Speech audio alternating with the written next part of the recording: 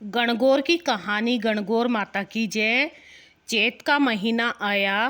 पार्वती को भाभी के उजड़ने के लिए पीहर जाना था, तो महादेव जी बोले हम भी तुम्हारे साथ चलेंगे। तो ईसर गोरादे नंदी को साथ लेकर निकले।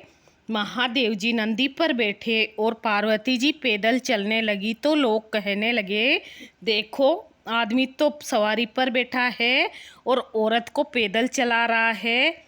महादेव जी उतरे नीचे, पार्वती जी को नंदी पर बैठाया। यह देख लोग कहने लगे, देखो देखो औरत सवारी पर बैठी है और पति पैदल चल रहा है। ऐसा सुन पार्वती जी नीचे उतर गई।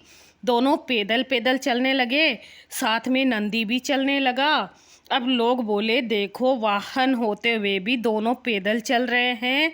तो ईसर गोरादे दोनों नंदी पर बैठे।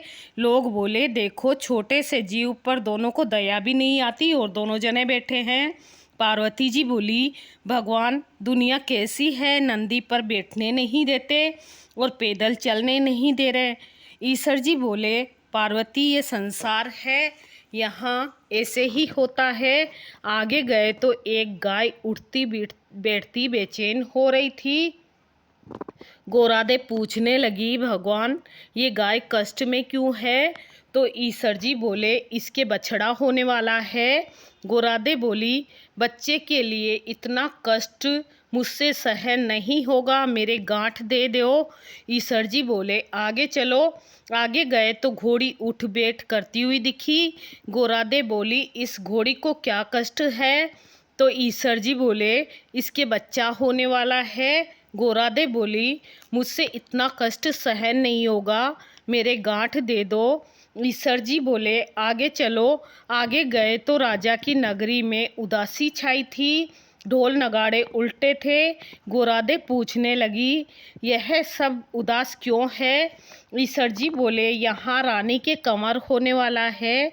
अब तो गोरादे माने भी नहीं और बोले, बच्चे के लिए इतना कष्ट हो तो मुझे बच्चे नहीं चाहिए, आप मेरे गांठ दे दो। ईसर जी को गांठ देनी पड़ी। ईसर जी ससुराल पहुँचे, पीपल के पेड़ के नीचे वास किया। गोरादे पीहर में सहेलियों में मग्न हो गई। गणगौर नज़दीक आई। ईसर जी बोले, अब गणगौर है, सब औरतें पूजा करने आएगी। सवेरे से ही स्त्रियां पूजा करने आने लगी। गोरादे जी सभी को सुहाग बांटने लगी। दोपहर के समय बड़ियों की औरतें ओढ़ पहनकर 16 श्रृंगार करके पूजा करने गीत गाती हुई आई। गोरादे बोली, सुहाग तो सारा बांट दिया, ये औरतें तो अब आई है। ईसर जी बोले, गोरादे चिट्टी अंगुली जल में खोलो, नैनों का सूरमा निकालो, मांग से सिंदूर निकालो, टीकी में से रोली निकालो और सभी स्त्रियों को अमर सुहाग दो। इस वक्त गोरादे जी मांग का सिंदूर, चिट्टी अंगुली की मेहंदी, टीकी से रोली, आंखों का काजल लेके लोटे में डालकर जवारे से सभी पूजा में आई कन्याओं व स्त्रियों के अमर सुहाग के छींटे दिए। गोरादे ने ईसर जी के कहे अनुसार सबको अमर सुहाग दिया। अब ईसर गोरादे जी घर आए। ईसर जी जीमने बैठे, जितना बनाया सब जीम गए। अब गोरादे जी जीमने बैठी तो माँ बोली, बेटी मैं थोड़ा और भोजन बनाती हूँ। तो बेटी बोली, माँ मैं तो बेटी हूँ, कुछ भी खा लूँगी। और गोरादे ने जला बाट्या और बथुए की पिंडी खाकर लोटा भर पानी पी लिया। माँ ने सीख दी। वहाँ से निकलकर ईसर गोरादे जी पीपल के नीचे आए। ठंडी छाँव में थकी हुई पार्वती जी को नींद आ गई। ईसर जी ने पार्वती जी के पेट की ढकनी खोली तो देखा कि जला हुआ बाट्या व बथुए की पिंडी थोड़े से पानी के साथ पड़ी थी। ईसर जी ने ढकनी वापस ढक दी।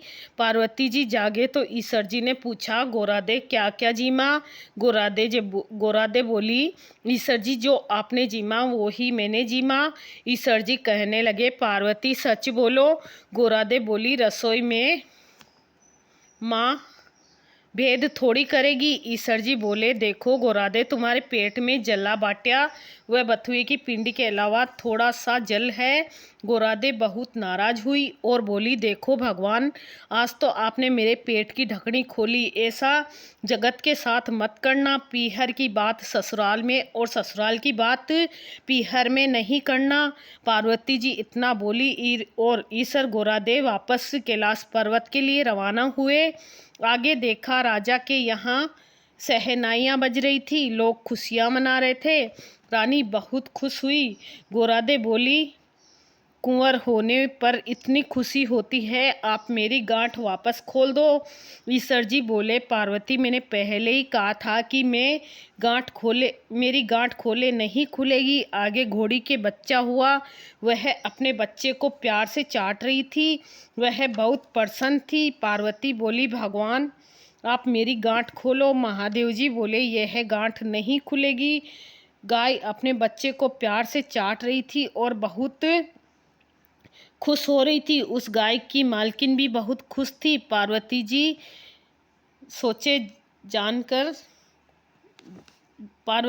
सोचे, जानवर के बच्चों की इतनी उमंग है तो मानव की तो बात ही क्या। और ईसर जी से बोली, भगवान, मेरी गांठ खोलो, नहीं तो मैं आगे नहीं चलूँगी। पर ईसर जी बोले, अब कुछ नहीं हो सकता। थोड़े दिन बीते। पार्वती जी ने अपने मेल का पिंड बनाया और उसमें प्राण फूके। उस बालक की रखवाली के लिए रखवाली रख के पार्वती जी स्नान के लिए गई। भगवान आए। बालक ने उनको अंदर नहीं जाने दिया तो भगवान ने पूछा, तू कौन है? बालक बोला, मैं पार्वती पुत्र हूँ। भगवान ने सोचे, ये पुत्र कहाँ से आया, और त्रिशूल से उस बालक का गला काट दिया। माँ पार्वती आई और बोली, भगवान, मेरे पुत्र को वापस जीवित करो। तो शिवजी ने गणों को भेजा कि जो कोई स्त्री अपने पुत्र के विमुख होकर पीठ देकर सो रही हो, उसी बच्चे का सिर काट कर ले आओ। गण सभी जगह घूमते घूमते जंगल में पहुँचे। वहाँ एक हाथिनी के बच्चे से विमुख होकर सो रही थी। हाथिनी गण उसका सिर काट लाए। भगवान ने उस सिर को बालक के शरीर पर जोड़ दिया और अमृत का छिट्टा दिया और बोले, दुनिया में सबसे पहले गौरी पुत्र गणेश की पूजा होगी, बाद में दूसरे देवताओं की पूजा होगी। खोटी की खरी, अधूरी की पूरी है गणगौर माता। हम सबको अमर सुहाग देना, सुख शांति रखना, बच्चों की लंबी उम्र देना। गणगौर माता की कहानी। गणगौर माता की जय।